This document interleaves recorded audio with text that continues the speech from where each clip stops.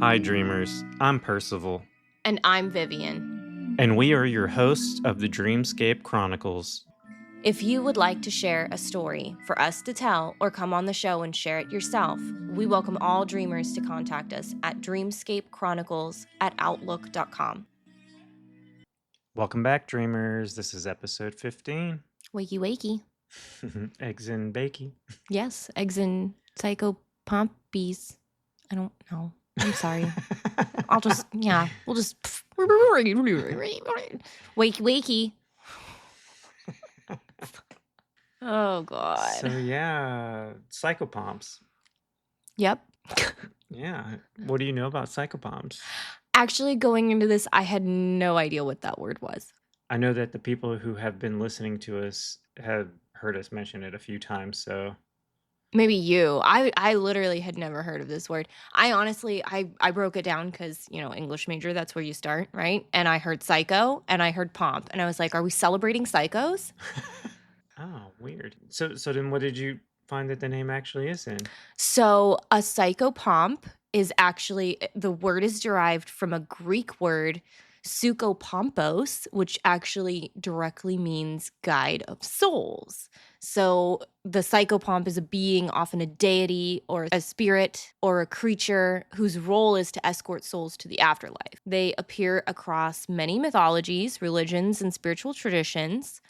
And these are beings whose responsibility is to escort the newly deceased souls from Earth to the afterlife.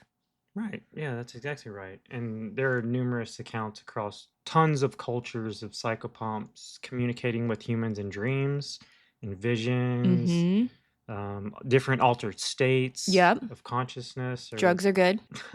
A lot of the dreams encounters are like omens or warnings, maybe invitations to the afterlife. I did notice that a lot of the stories we ran across were more like warnings, like, hey, be warned, this is what could happen.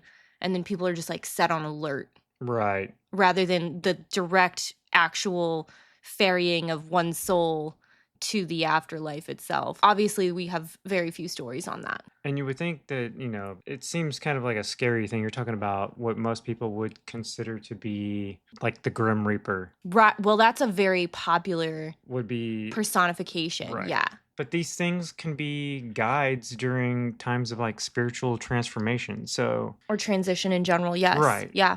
Yeah. So it's not necessarily a bad thing. No. Although over time, depending on where you are, these things definitely have had their time in the show light.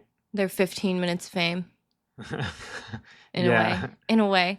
But I think it's interesting. It just depends on what culture is depicting what psychopomp for like what dominion they have or what kind of power they wield. You know what I mean? Because each one is slightly different, even though, the psychopomp is that overarching archetype that we're going to be mentioning today. And there's so much. I feel like we should just preface that with everyone that there are so many examples and rabbit holes with psychopomps. So there's going to be a good amount of notable mentions here, but we cannot cover all of them. There was not enough time for that. Right. This is like a tree, and there are roots everywhere, and there are tiny little roots off those roots. Oh my gosh. And then there's roots that are tangled in other trees' roots that are like completely different species of tree. It's like, oh my gosh, there's just rabbit holes everywhere, guys. But that's what, that's what we're doing this for, is to make all those connections. So I think going into the podcast originally, if I can say this, I had no idea that we were pulling on this long and this complicated of a thread. I remember our conversation was like, how are we going to talk about dreams for more than 1 hour? Yeah, or for more than one episode even. And then, gosh, you tug on that thread. Oh my gosh, we have years worth of content we could go over. Indeed, for sure. As long as we don't burn out and fall asleep on our keyboard here. Yeah, I've had a lot of weird dreams lately, and I've been feeling super exhausted. I don't know if it's, something with the planets are whacking me in the head. It's a parasite. It's a parasite. Yeah, it's an astral parasite. Probably. I don't know. Like we said, that's one of 14 billion other options that could be happening, evidently. I feel like my color is brown right now. Your color? Your aura? Yeah. Here, let me get that and let me pick that off of there. Yeah, there we go. It's brown like my tea that I'm drinking. Oh, mine's black like my coffee. Like your soul. Like my soul. Oh, it hurts. It's so true. Okay.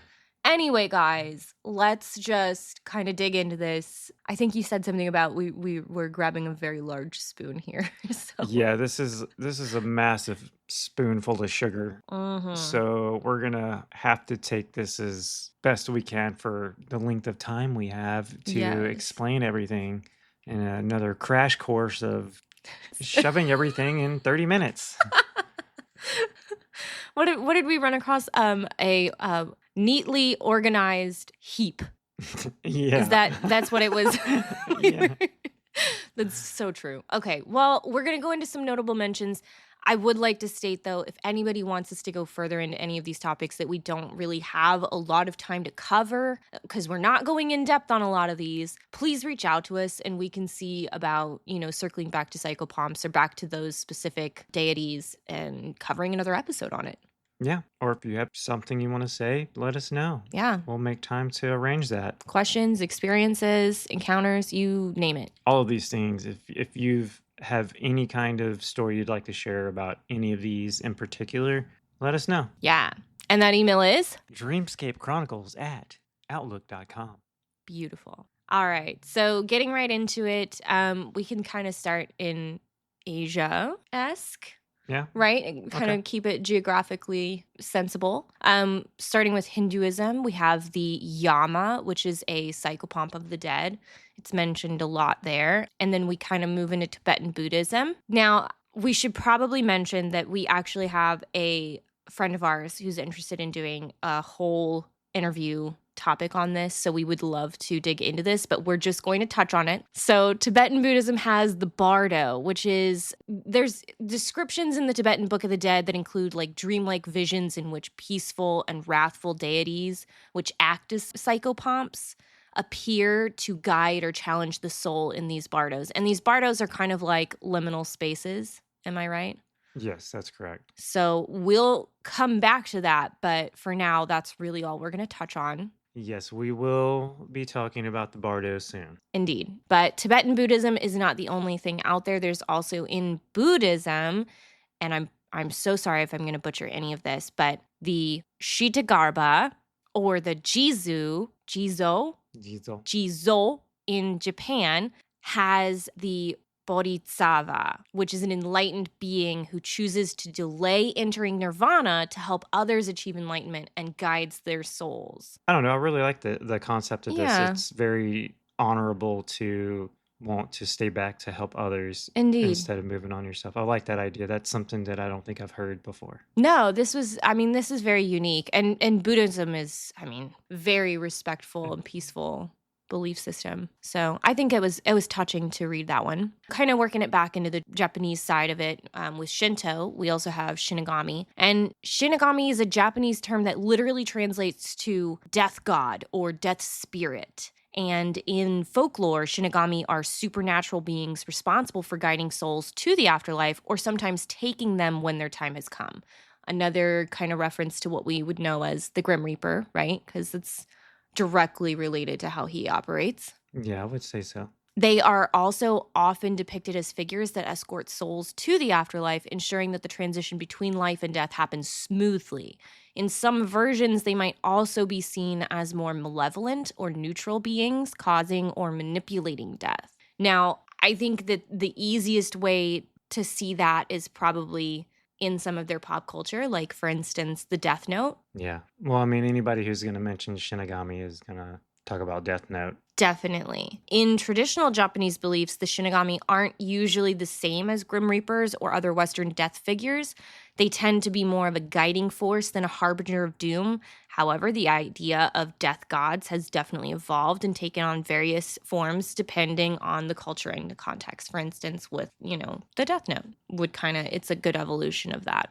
And he's pretty much a good representation of what a Grim Reaper would be. Side note, if you're not interested in anime at all, go watch the Death Note, because I promise you're still going to be interested in that storyline. It is so intriguing. I would say you're gonna love the anime, but even if you Yeah. watch the live action one, it was still decent. It's It worth a was watch. decent, yeah. But the anime itself is still a very good watch, even if you're not like a inherently anime person. Anyway, Death Incarnate, that's kind of the Grim Reaper. He's personified, sometimes acts as a soul guide, but he is definitely the personification of death, right? We have that hooded figure with a scythe. And he's always skeletal. Have you seen those Glam Reapers, by the way? Glam Reaper? Yeah, they're on like Instagram and Pinterest and stuff. Somebody's sketching the Grim Reaper, but it's this like skeletal figure in stacked pumps and Like a pinup kind of more like a photo? stripper.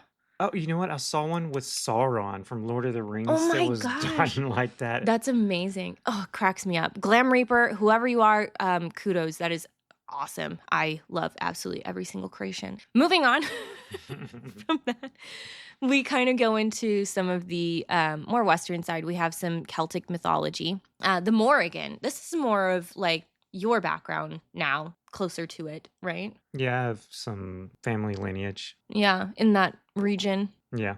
So the Morrigan, while the Morrigan is not typically depicted as a psychopomp in the traditional sense of guiding souls to the afterlife, she is associated with death and fate. And some interpretations suggest that she may have a role in this process. She's also most known as the triple goddess, associated with war, destiny, and fertility. Kind of those big three, right? Yeah, she's more of like a war goddess. Yeah. I was gonna say she reminds me of maybe how you would imagine Athena.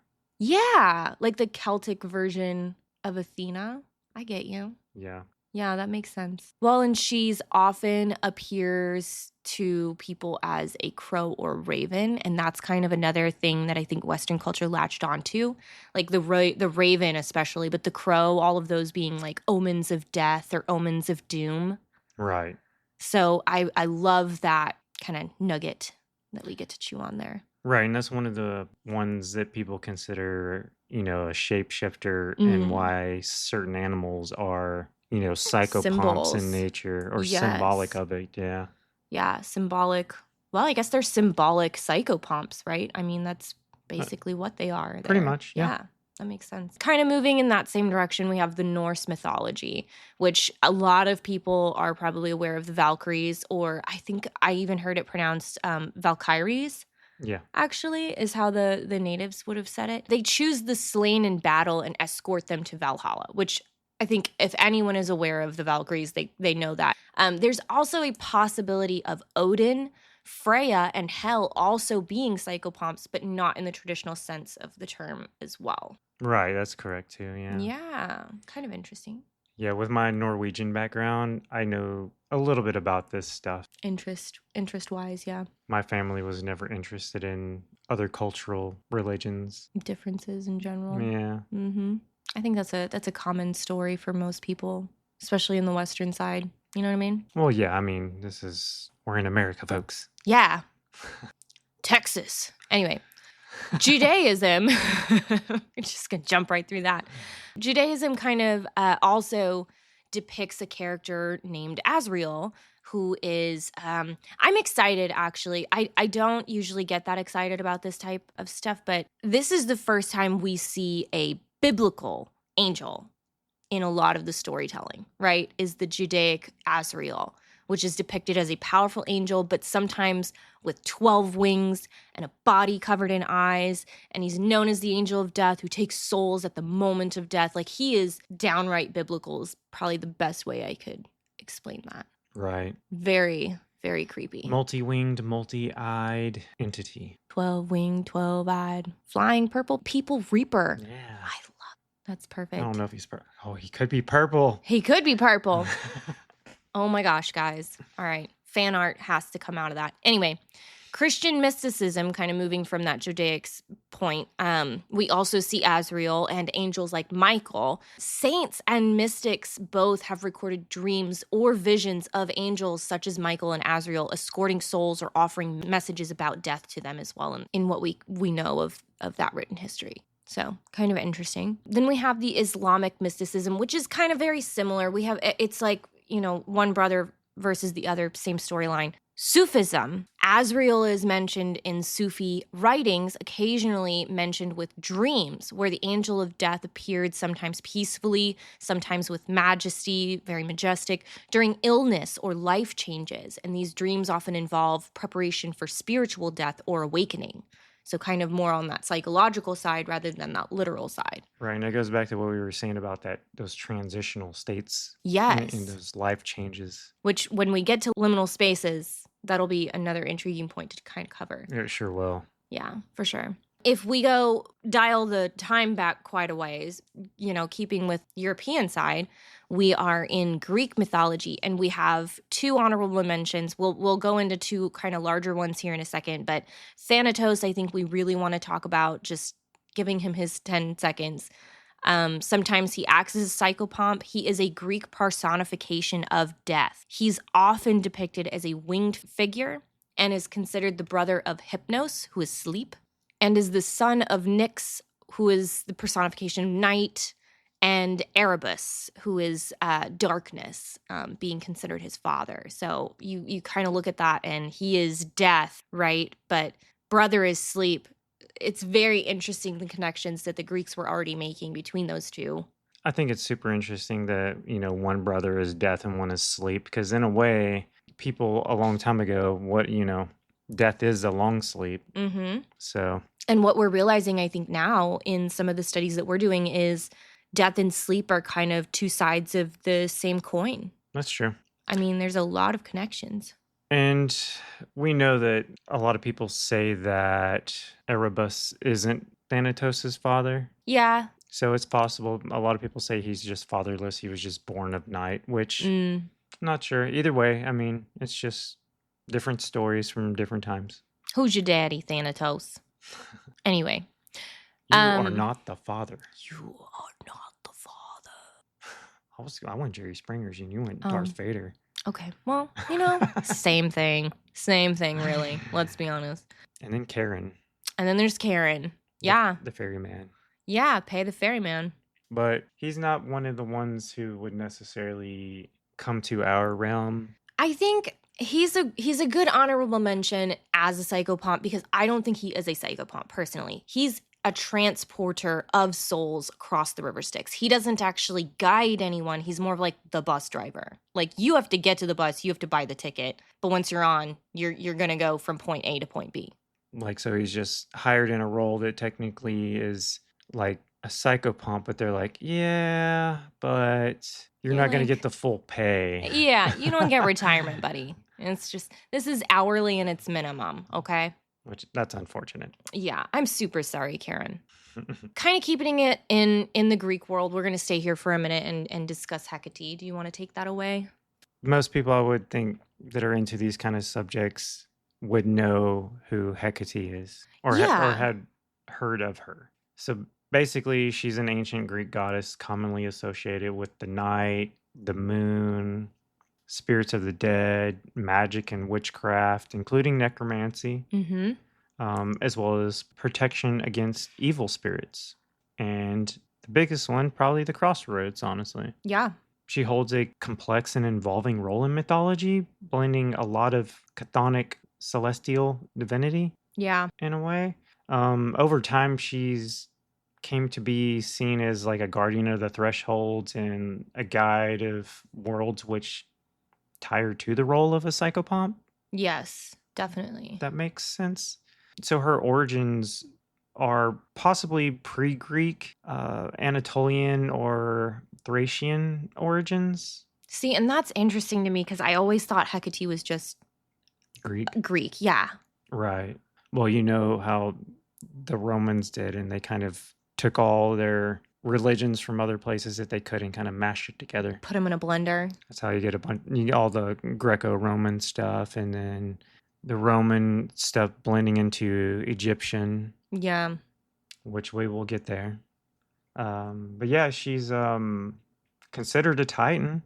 Which also really bent my mind on that one too. I didn't think of her as a Titan. Yeah, a lot of people don't know that, about the immortals and the other Titans and stuff. And that these were before the gods. Yeah. Essentially, in the Greek pantheon. It's like essentially like the universe and the planets birthed all these other, ancient deities. But so her father and mother also both being Titan and Titaness. Yeah. Her father, Perses, was the Titan god of destruction, and her mother, Asteria, whose power as a Titaness were that of the goddess of falling stars and nocturnal divination. Right. So this is probably a big portion of why she's associated with magic, is because like, her father's destruction and her mother's like divination, and it's kind of like there's a lot of magical presence around those type of deities, I guess. It is kind of funny that she's such a powerful figure and she's very mysterious, and that she's the mother maiden crone, the triple goddess, right? And she is, this night presence. A lot of witchcraft revolves around her because of her origins. But thinking of her parentage, first of all, a titan of destruction is her father. And then her mother is the goddess of falling stars and nocturnal divination. So if you think about falling stars, what are you thinking of? Right, like wishes. Like a shooting star, like a wish. And then nocturnal divination, literally trying to find future information out of the night. Like literally that is Hecate in a nutshell. She's a very intriguing character. I feel like we could probably do a whole Hecate episode. But yeah, so if you look a little further back within like Mesopotamian, I don't even know what century it had been around, but there's possible connections with her being called Ereshkigal, which goes back to the Testament of Solomon. If anybody knows about what, Solomon commanded the demons to build the temples, and Ereshkigal was one of the deities that he summoned that gave him, what was it? A prophecy of his pretty much end. Yeah. And it came true. Which is interesting because then it's another vision of death, right? Or a warning of death coming. Exactly. So it's another psychopomp moment. 100%. It's also interesting because Ereshkigal is also the sister of Inanna. And we've discussed Inanna. We have. Because in Akkadian belief, that is Ishtar. Right. And people, we all know this, that a lot of these deities seem to have, name changed throughout the years and through cultures, and they all seem to do the same thing, and their names change, and it's, who knows if it's, the changing of times, and you just gotta, go with the flow. Yeah of time, literally, quite literally. But Hecate as a goddess of the crossroads naturally aligns with the idea of a guide between realms. So the crossroads are considered a liminal space again, where the veil is thin. So because she is a psychopomp, she serves as a liminal figure, able to transverse between and mediate between the worlds of the living and the dead. Right. And her roles in mythology, ritual, magic, traditions all reinforce her identity as a guide of souls. Yeah. A protector of the threshold and a mistress of the hidden knowledge. I think that's something that a lot of these, the psychopomps that we're focusing on in this episode anyway, have in common is the hidden knowledge part. And I didn't know that was a thing. But they are kind of like keepers of hidden knowledge. That's like a common theme between them. Yeah, exactly. And I think this is why people tend to use them in ritual and use them as deities, because they are deities of hidden knowledge. Or of other powers in their own right. And that's why a lot of esoteric and mysticism revolve around these figures specifically. I mean, most people should know what her appearance is. She's commonly depicted. On like statues, most of the statue figures of her, you will see the three faces on one human. Reminds me of those porcelain dolls from back when. Do you remember those, where they had like one face on one side and then you had to turn the doll's head and it would be crying on one side and then you'd turn it back and it was smiling? It kind of reminds me of that. But she's normally seen with dogs. Like normally it's like a couple of hounds, serpents, keys are a big thing.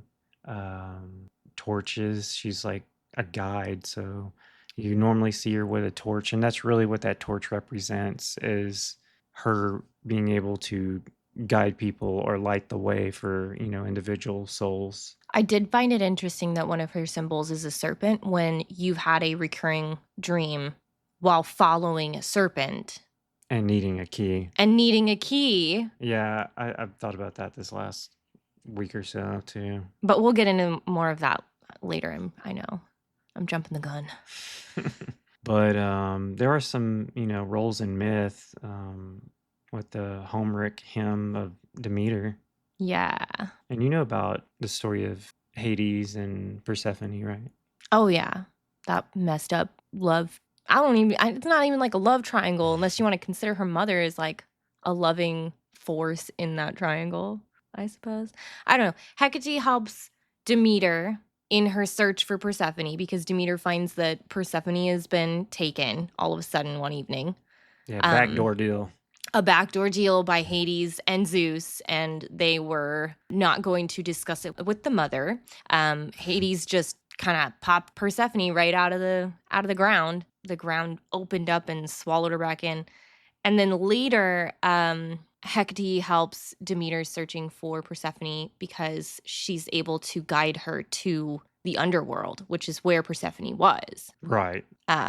She also later became her companion in the underworld. Hecate did to Persephone because eventually, it's a very interesting story. Demeter ends up making a deal with Hades and Zeus. 2/3 of the time, she's in the underworld with Hades, and for a third of the time, she's out and about with her mother Demeter, and she's able to enjoy the realm of the living. I believe so. Yeah. So anyway, Hecate, she acted as a very large mediator in that ordeal. Right, she helped guide, but she does have a presence in rituals and magic, and a lot of Hellenistic and later magical texts like the Chaldean oracles. Hecate appears as a cosmic intermediary, a bridge between the material and divine realms. So practitioners of magic often invoke her to communicate with the dead or traverse spiritual planes. So whenever they talk necromancy, this is what they're talking about. They're not talking about raising the dead. No. We're not gonna reanimate corpses. I always think of like Aladdin's genie, specifically Robin Williams, when he comes back as the green one and he's like, I'm not gonna raise the dead. You know what I mean? That's funny. But yeah, so let's keep going because we still have a lot. Yeah, we gotta kind of mosh on, guys. I'm so sorry. Hermes is definitely next. He's also in our Greek realm. Do you want to take it away with him as well, since you've kind of zoned us in with Hecate? Yeah, so past the Titans and the big war of the Titans. So between, the Titans eating their children and then throwing them up via mermaids. Along, a little bit in the future, Hecate got merged with Greek, so she was still a part of the Greek pantheon. As a Titan. But yes, as a Titan, and not really as a god in as a sense of like Zeus and Athena and Hermes. Mm-hmm. So Hermes is one of the most important deities in Greek mythology. He's known for versatility, his speed, and being cunning. While he is famously the messenger of the gods, he also represents travelers, merchants, and thieves. That's where that cunning comes in. Which is that's kind of funny. His domain includes language, diplomacy, trickery. There's that trickster element. Yep. Boundaries and traditions, and herds and fertility. Right. He also holds a significant role of a psychopomp, being known as the primary Greek psychopomp, guiding souls to the underworld. Which is weird because I never really thought of him in that role. You know what I mean? I kind of see him in the Percy Jackson and the Olympians, like he runs the post office type thing for the Greeks. You know what I mean? Yeah, that's true, actually. Yeah, my brain was locked into that. Yeah, you think of it, he is a messenger, and I think the thing that makes him the psychopomp is that he has full reign, where a lot of these other deities don't have the ability to transverse the other realms. Right. And since he's a messenger, he has to be given the ability to do that. So, kind of by default, he is a psychopomp, and in the idea of being a person who transitions souls anywhere. Right. So his dad being Zeus and his mother Maya, which, if you know about the Pleiades system, the star system or the galaxy, she's a Pleiad. She's like part of that, yeah. Right. She's a daughter of Atlas. Okay. So. And Hermes is kind of a mixed figure. So in Rome, he's seen as Mercury, and in Egypt, depending on where the texts come from, he could be seen as Anubis as well. Right. Or even Thoth. Kind of different versions of the same archetype in a way. Sometimes completely just smashed together. Right. And that's, when in Rome. Or Egypt. Smash it all together. Just mash it. So what do you know about Hermes? He's usually seen with like winged sandals, isn't he? Or like a lyre, whatever you call that instrument. Yeah, so he's like a flying bard. Yeah. Oh, and he has like a winged helmet too, kind of very similar to what we see as, comic book Thor. That's true, actually. Which is funny. Yes, I didn't even think of that. Mm-hmm. Yep, very. And he's probably one of the only gods that's allowed to just move between realms however he wants. Like he keeps the peace between, which is really interesting to me because the Greek pantheon does not scream like trust to me ever in any of their stories. But it seems like they all trust Hermes with their realms, no matter what he's allowed. You know what I mean? On days of all lives. All lives. Did you get that olive joke? So. Oh my gosh. Oh, and he his main symbol is that the staff that he holds. What's the staff thing again? Caduceus? Yes. With the snakes, right? But it's like it's the staff that he holds, and it's got the snakes intertwined, like twisting around. Yeah, it's the thing you see on all the emergency vehicles for no reason. Yeah, it should be on the post office ones. It should be on USPS's. That would make more sense than the ambulance. So that was actually a misinterpretation of what the symbology of the staff meant. Yeah, a big one, I would say.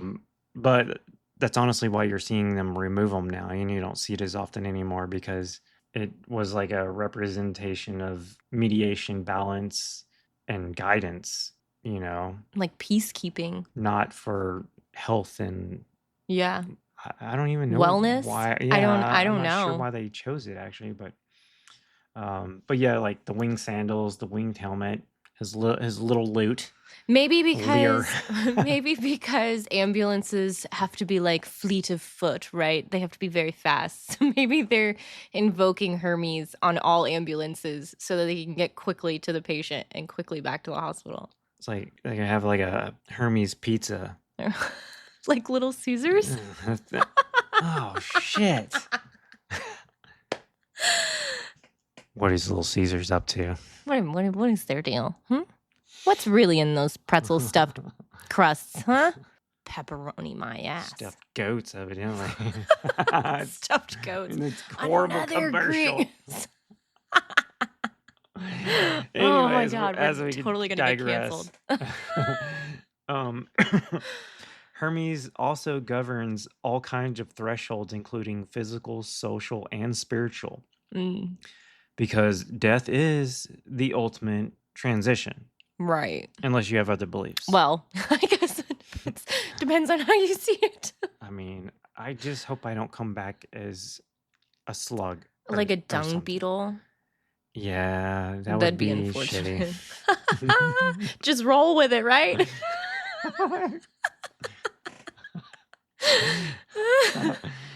Oh, man. Oh, God. So death naturally falls in his domain. Right. Yeah. So he moves freely between Olympus, Earth, and the underworld, which a very few gods could do. Mm-hmm. And as a god of movement and passage, it makes sense that he would escort the souls on their journey because they're like, hey, you're already on your way there, man. So there's not any extra pay, but why don't you go ahead and bring them with you? Just like, so I've got a few envelopes for you today and a package of cookies. And can you also take like Joel and Steven as well? They need a ride home. They're quiet, I promise. Gosh. So his role in mythology is often depicted in myths as leading the dead. For example, in Odysseus, he escorts the souls of the slain suitors to the underworld. Then in various funerary art and Homeric hymns, Hermes appears as the comforting presence who gently guides the departed. Okay.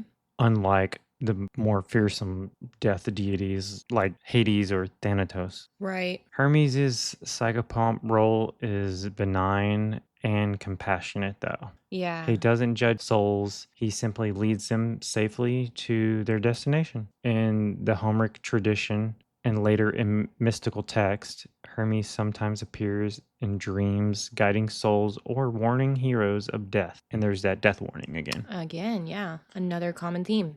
So, for an example, in the Odyssey, dreams are often symbolic messengers of the gods. Mm-hmm. Like it's how they spoke to their citizens in a way. In the dream state. So he kind of pops up a lot with that. Yeah. So magic in the occult side of Hermes. Hermes is considered a god of magic and is sometimes invoked in spells or charms related to communication, travel, protection, and even trickery. Another trickery element. Such a trickster. Modern practitioners of chaos magic, for example, may invoke Hermes when seeking to manipulate the flow of information or idea. The most direct connection of Hermes to occultism, though, is through Hermeticism. This is an esoteric tradition based on the teachings attributed to Hermes Trismegistus. Which we've heard before. Right. We've mentioned him too before. He's a legendary figure, often considered a combination of the Greek god Hermes and the Egyptian god Thoth. So that's where you get the Hermes Thoth mix. So if you look at texts like the Corpus Hermeticum and other Hermetic writings from the 2nd or 3rd century CE form the foundation of Hermetic philosophy. These texts cover topics like alchemy, astrology, theurgy, all of which are highly influential in Western esotericism. And more modern connections to that would be like the Golden Dawn or Thelema. Going into Hermes, I didn't think he was as relevant as he is in modern day society and culture until we kind of saw some of those connections. And it's really interesting because he is kind of like the bedside manner combination of, he's a mediator, but he also is the nice guy to take souls back and forth, right? That's true. And if you don't know anything about anything mystical or esoteric, you wouldn't know that he was referenced in any of these contexts at all. Oh, not at all. No. So, but, if we move away from Greek and the Greco-Roman kind of stuff, we should probably talk about Egypt. Yeah, let's go into Egypt land. Because that's where we're conquering next, evidently. Way down in Egypt land, right? No, but it is interesting because he's the archetype that we're about to bring up, the deity we're about to bring up, is compared heavily to Hermes and is almost considered a different version of Hermes in Egypt, which is Anubis. Yes. Yeah. The jackal-headed god of death. Embalming god. Yes, he is the master embalmer. I had no idea he was the reason we embalm the dead. Because we'll go into it in a second, but that's like a very key element of Western culture. We all embalm dead, but it's not for the same reason. So to discuss Anubis, you kind of have to, with his story, start with Osiris, right? Who from birth was destined to overthrow Atum, to become the ruler of the Egyptian universe, and he hailed from a close-knit family. He united with his sister Isis, Osiris did, while his brother Set formed a union with their other sister Nephthys. However, not content with just one sisterly union, Osiris also embarked on a dalliance with his other sister and sister-in-law, Nephthys, to which the result was Anubis, the embalming god of the dead. So that's where he started. He's Osiris and Nephthys' kid, right? Jerry Springer episode. Seriously, like Greek and Egyptian gods and the history that of drama central. Anyway, angry at this breach of trust, Set jealously murdered his brother, an event which came to represent the constant struggle between order and disorder under the Egyptian principle of Ma'at. The exact details of the murder are sparsely recorded, as the Egyptians gave great significance to their hieroglyphic writing and thought it capable of bringing to reality any destructive things that were written down, which is really intriguing to me. One recorded theory on the method of his murder is that Set, Osiris's brother, was jealous of Osiris's power and tried to kill him. In the most famous myths, Set tricked Osiris into entering a coffin, which Set then sealed and threw into the Nile, causing Osiris's death. Either way, like I said, it's a gray area. Not a lot has been written down about the murder itself. They just know he was murdered. So Isis and Nephthys then went in search of Osiris's body, and Isis's tears of grief as she searched in vain for her husband and brother gave rise to the idea that they caused the flooding of the Nile each year, and in which is why Osiris is seen as bringing life and fertility to the region because of that rebirth of water. Okay. With the help of Anubis, the funerary god, Isis and Nephthys recovered their brother's body and embalmed it to bring it back to life, a custom that was repeated on the dead throughout ancient Egypt with the hope of halting and even turning back the decomposition of the body after death. So, however, Osiris's resurrection was only partial, since his subsequent role was a leader of the dead in Anubis's place. Granted only a few moments of life, Osiris took it as an opportunity to procreate with his wife Isis, which brought them a son, Horus, which is Anubis's half-brother. Horus fathered Thoth, who recorded the judgments of the dead and was sometimes considered a guide. So we're kind of including multiple psychopomps in one origin story, right? Osiris can be considered one. Anubis is very much a psychopomp. And then we have Thoth, who also is considered a guide in his own right. Correct. And Thoth is the son of Set and Horus. Right. Which I thought was interesting because isn't Set the god of chaos? Yeah, I believe so. So chaos and time. And then you have a guide of souls in some manner as well. That's just like a chaos time kid. Right. But that's why Thoth is also used in like Golden Dawn, for instance. He's very much a wisdom type deity. The connection with Hermes in that respect as well. Right, exactly. Mm-hmm. So to discuss, Anubis's role as well as Thoth's, we can talk about the weighing of the heart ceremony. So Anubis was very well known for being the one that kind of helped guide souls to this ceremony. And this ceremony is like a judgment day of sorts. So the two Ma'at in the judgment hall weigh the heart of the deceased against a statue of Ma'at. The goddess Ma'at was the symbol of the cosmic order, and it was believed that there are two of them. One for the living and one for the dead. She was characterized by two main aspects. On the one hand, she represented the universal order or balance, including concepts such as truth and justice that were established at the time of creation. And then on the other, Ma'at also represents the concept of judgment. And in fact, in later funerary literature, the deceased, during his journey to the afterlife, comes to the hall of the two Ma'ats to have his heart weighed, the gods themselves acting as judge of the divine tribunal are called the Council of Ma'at. The baboon is one form of Thoth, inventor of writing and secretary to the gods, whose other form is an ibis-headed man. He is usually associated with this scene in order to register the outcome of the weigh-in. So he's just there to record what happens. Right, he's the recorder, and Anubis is like the escort. Yes, exactly. Above the balance is a block of written hieroglyphs, which is interesting because of their the weight that Egyptians put on hieroglyphs. It was almost like they were imbued with magical power if you wrote something down. Right. Above the balance is that block which was extracted from the spell 125 of the Book of the Dead. So it's kind of interesting. We even have a little bit of more magical sense in this ceremony. Interesting. Yeah. I mean, I've heard of the Egyptian Book of the Dead, but I'm not familiar with it. Right. Well, that's another one we could do a whole episode on, to be honest.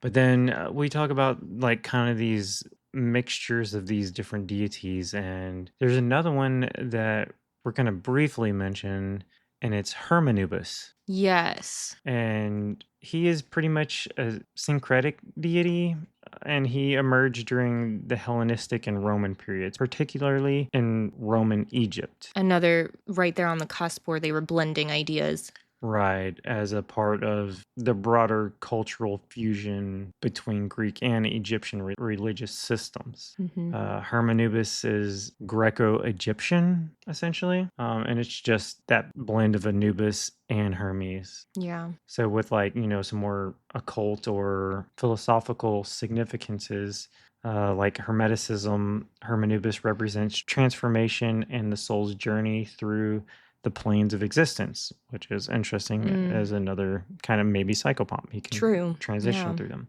His image may appear in alchemy, Gnostic traditions, esoteric writings, symbolizing the balance between body and spirit, death and transcendence. Yeah. So with that are kind of like the three big psychopomps that most people would know. Yeah, Hecate, Hermes, and Anubis. Right, and we kind of decided to touch on those because they would be the most familiar with everyone, we thought. I think, yeah, they've been in the spotlight long enough. I think most people would know what they are. Right, exactly.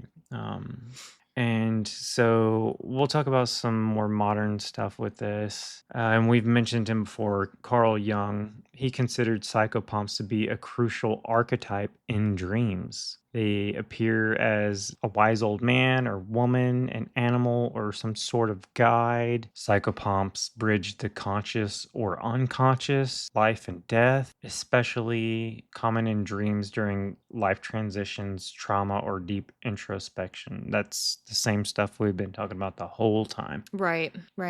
And Jungian's take on it was more of a like psychological interpretation. He was very much more aligned with entities, but more with like Freudian thought and processes. Right. So I have a good quote from notes on a seminar he gave in 1930, 1934, somewhere in that, on visions to kind of share. Okay. So the quote from the notes, so this isn't a direct quote from Jung, but it is a quote from a seminar he gave. The psychopompos is the second figure. You can call it the demon or the shadow or a god or an ancestor spirit. It does not matter what name you give it. It is simply a figure. It might even be an animal, for in such a predicament we are dispossessed. We lose the power of our ego. We lose our self-confidence. Until that moment, we were willful or arbitrary. We had made our own choice. We had found out a way. We had proceeded as far as this particular place. Then suddenly, we are in an impasse. We lose faith in ourselves, and it is just as if all of our energy becomes regressive. And then our psyche reacts by constellating that double, which has the effect of leading us out of the situation. Interesting. What is your take on that? What do you feel? It's pretty hefty, the verbiage, but I think what he was really trying to get at is the fact that psychopomps are maybe not entities or creatures, perhaps, but instead more something our mind is creating in a moment of transition, in, an ego transition, or in the death of an old self, something like that, that our psyche is creating this archetype in our dreams to help us lead ourselves out of those situations and find our own way through it. Kind of like your internal self is reaching out for help. Right. And in a way, subconsciously, your internal self is creating its own help. Gotcha. That's more Jungian's take on psychopomps, but he does go as far as the French science of it, that it is in the dreams and it is interpreted differently, but it is very much still happening, and it is a thing he's representing in his talks. Like the dark cloaked figure that we always talk about. Right. That he researches in his psychology. Exactly. Jung, in his work on archetypes and the collective unconscious, recorded several instances of his patients describing dreams featuring hooded or cloaked figures. One notable case involved a patient who had been experiencing an existential crisis after losing her job and feeling disconnected from her life's purpose.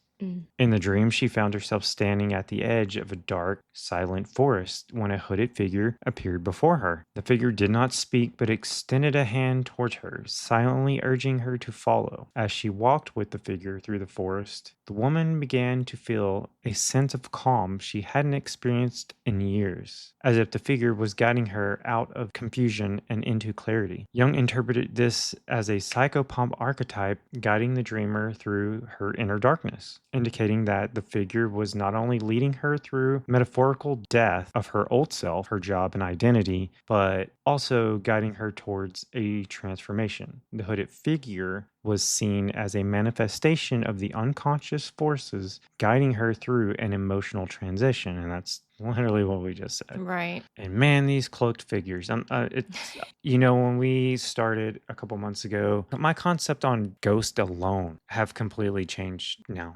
Oh my gosh, I can't believe how isolated our thoughts were, because it is such a broad concept. And I've known a lot about mythology and esoteric and mysticism and all kind of things throughout my whole life. And until really digging into this stuff really hard, you don't ever really see all these connections until you're like looking at them all at the same time. You're like, wow, they really overlap so much. It's kind of like taking on a new hobby where you're like, I'm going to grow a flower, right? And you're like, I'm just going to grow a flower. So you pick up a seed and you stick it in the ground and then you like water it and you stuff. And then you find out, oh, wait a second, hang on. Actually, there's a whole science to this. And then you pick up a book about growing a flower. And it happens that there's millions of ways to do it, millions of different outcomes. And oh, by the way, you were not prepared for opening that book. Yeah. You're like, maybe I should wait till later to plant this flower. Maybe I don't want to grow flowers. Maybe I just want to buy one. Right. It's a lot faster. That's definitely true. I don't know. I think it's super satisfying growing your own stuff and watching them grow over time. It's just really sad, the slow process at the beginning. You're like waiting weeks for something to sprout. Yep. And in a metaphoric sense, that's exactly what's happening with this podcast. It's a slow burning fire. Plant.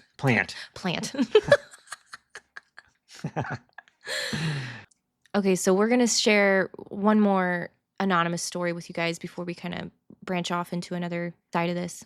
The black hooded figure of a near-death experience.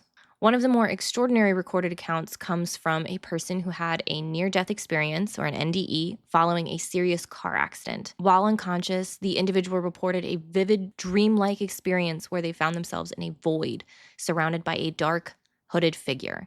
The figure did not speak, but its presence was undeniably commanding. As the dreamer described it, the figure appeared as though it was waiting for them, as if it were a gatekeeper or a guardian. It motioned toward a distant light, which the dreamer felt drawn to. The figure's hooded nature suggested mystery, but the individual never felt threatened, only a sense of inevitability, as though the figure was waiting to help them cross over. When they awoke, they were in the hospital, recovering from their injuries. The dream remained with them, and they interpreted it as an encounter with a psychopomp, guiding them to the threshold of death, but ultimately allowing them to return to life. The hooded figure here could be seen as a representation of death itself, or as a symbol of transition and spiritual guidance. And with my near-death experience, I didn't see anything visually that was an entity or a human form or a creature form or anything like that. But I've been really thinking now with all this stuff that what if my near-death experience triggered a psychopomp to basically keep tabs on me? And that's why I've been consistently seeing this hooded shadow figure who doesn't really do anything. And it's like, I wonder if they're just watching me now. And with me being in the astral realm, I wonder if they're like trying to keep tabs on me. Maybe they're guarding Or like rather than being like, guiding. bro, you don't need to be in there, like Yeah, try to pull me out of it. exactly. Yeah, I don't know. I thought that was weird, but I've been thinking about that a lot lately since this hooded figure, because I went somewhere else with the hooded figure, like straight Grim Reaper Right. in my mind, and now Well, it's like, still a psychopomp though. Still a spirit guide. yeah, exactly. But I mean, the Grim Reaper just seems a lot scarier than a little boy, flying around with winged sandals.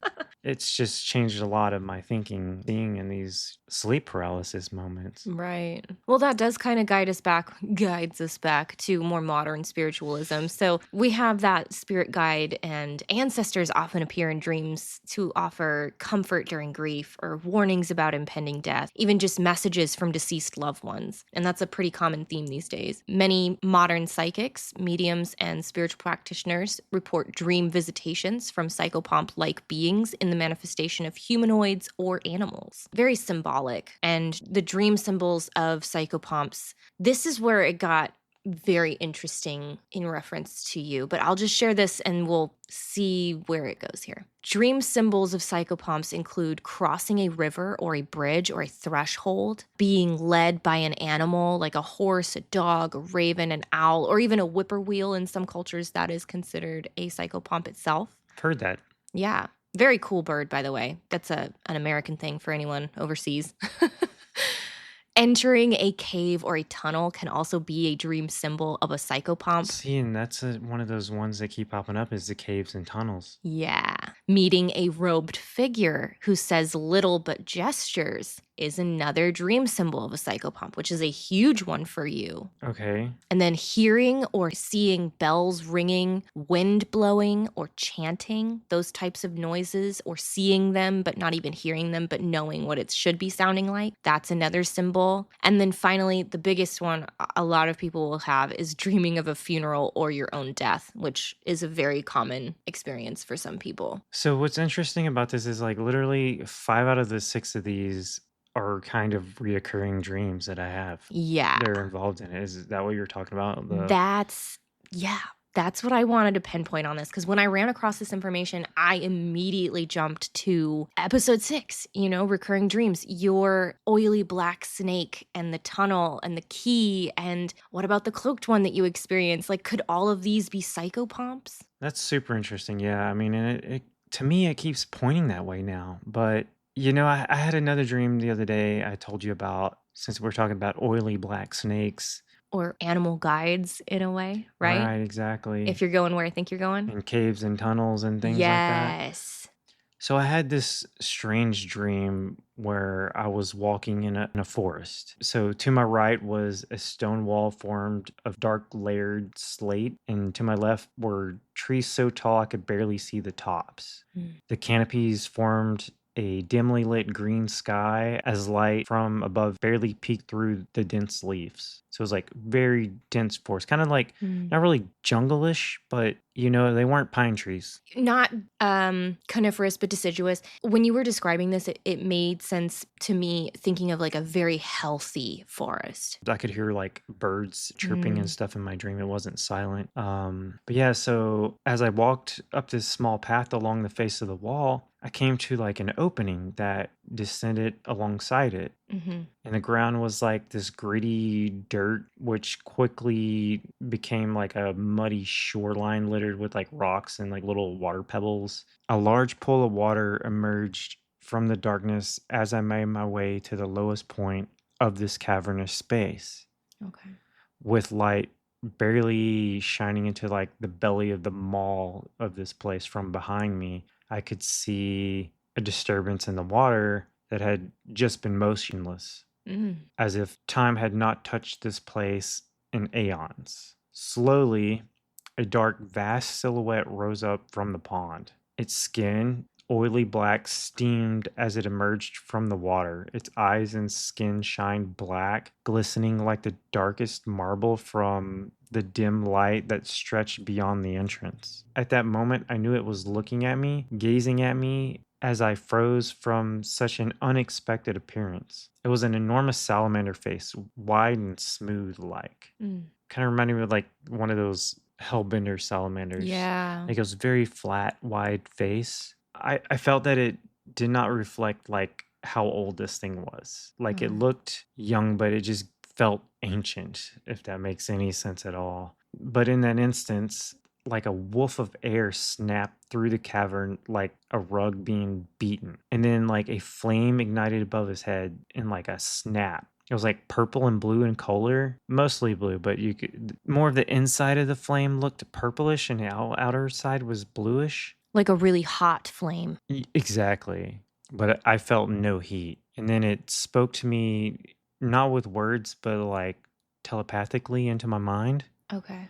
And it just said, "They're killing you all." Like this weird, deep, lumbering voice.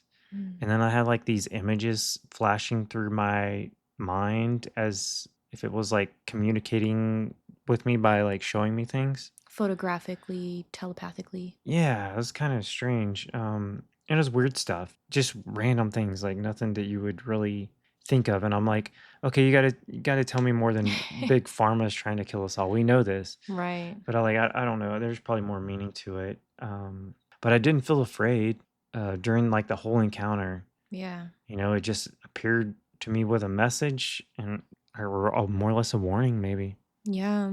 So I felt that could have been a psychopomp, but then also salamanders are fire elementals, and I don't know what all that really represents to me. I don't know, it was just a unique dream, and I thought with the timing and we were talking about all this stuff that I should just go ahead and mention it. It almost feels like because this dream happened like well after we had already started some of the research on this episode, which to me felt like maybe you were visited by a fire elemental. That could definitely be a possibility. Or in a way, this is like an interview with a psychopomp. Right, it was just another way for it to come to me. And it was one of those dreams that felt very cinematic, like I was watching a movie. Whenever I have these type dreams, I wish I could catch myself and become lucid and maybe interact more. But some of them like this that are so cinematic or just like, you're just watching a movie like play itself out and there's nothing you're really doing intentionally in your dream about it. I wonder too if it was a psychopomp and it is cinematic in that way, in that experience, very clean, very guided. Maybe that was the psychopomp's guide and you wouldn't have had the option to go lucid.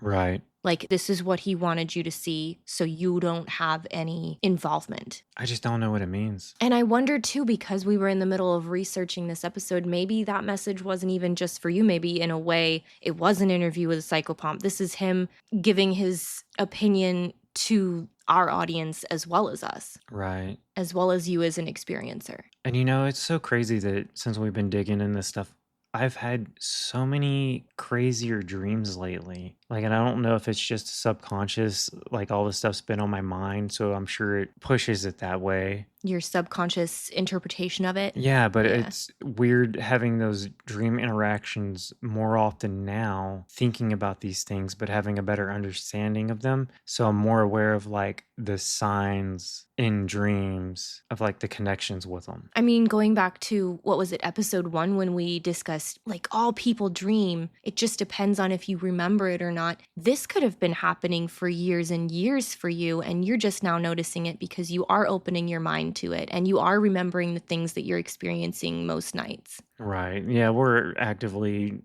trying to remember our dreams now. So, of course, we're going to remember them eventually. Which, you know what? Sometimes you forget your dreams for good reasons, friends. Sometimes it is not great to hold on to them because now that we're trying to remember all of them, it does put us in a really weird headspace sometimes. You wake up in the morning and you remember what you were dreaming about and you're like, I just have to dissect that while I go to work because I don't know where else to put it. And dreams are powerful. I mean, we've all woke up with dreams that, pissed us off. You woke up and you're mad. Yeah. Or you woke up and you're like super sad if you dream about a past loved one. And like a lot of our dreams incite so many different emotions. And it's just... they're heavy.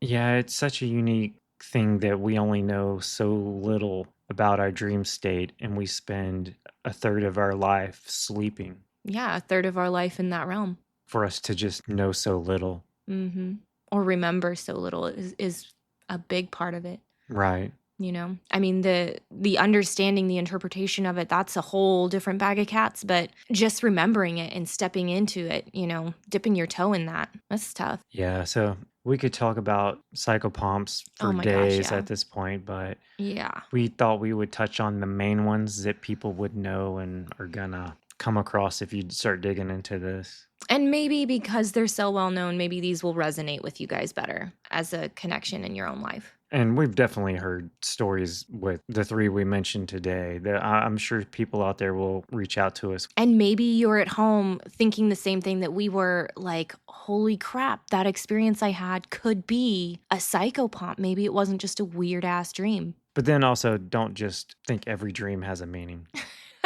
Sometimes you just wake up and you thought you were naked at school. So it happens that way. Sometimes you are Jungian and getting through something psychological and it's just subconscious. Who knows? True. Maybe that Final Destination moment to go buy that milk is true. Maybe it's your stomach saying you're lactose intolerant and you need to quit drinking milk. Could be could be a mix of both, friends. Yeah. Maybe you do need that milk even though you're lactose intolerant. Oh gosh. But I do feel like this has been a super solid episode. If anybody has experiences to share regarding psychopomps or dream guides even, reach out to us. We want to know. Yeah, if you're a practitioner and you use any of these psychopomps in your rituals, let us know. Or as mediators, yeah. Yeah, like we want to be able to talk to people about these things in many facets and not just have one viewpoint, you know? If you guys are working with these elements at home, we want to know more. We would love to have a better understanding of all of this. So reach out to us. Patreon's it's getting worked on. We're trying to still figure that out because we don't want to have to charge people. Gosh, no. This is a whole second job and the bills for it are kind of piling up a little bit. Yeah, just to give you guys an idea, it takes about 16 hours or so to create an episode, you know, top to tail. For just a 1 hour episode. Yeah, so it is a lot of work and we do hope you guys are enjoying it. If you do, please like us, rate us, share information with us, you know, reach out, give us some sort of input. Yep, 100%. We really appreciate it. And we appreciate everyone out there who's supporting us now. Exactly. Mm-hmm. But I think we're going to wrap it, guys. In the meantime, keep dreaming. And until then, join us in discovering what may lie beyond the walls of sleep.